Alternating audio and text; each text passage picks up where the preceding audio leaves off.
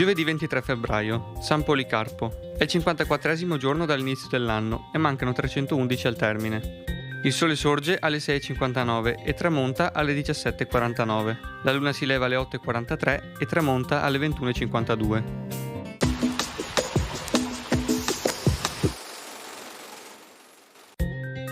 Avviene il congedo di Carlo Goldoni con la sua Venezia, con la rappresentazione della commedia Una delle ultime sere di Carnovale.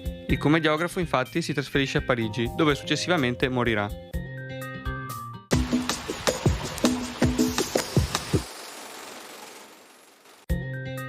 Le previsioni per domani. Sulla pianura di notte nebbie locali, in dissolvimento di mattina e in nuova formazione di sera. A tratti modeste precipitazioni sparse sui monti e locali sulla pianura, con quota neve attorno ai 1400 metri. Temperature in calo di notte e in aumento di giorno.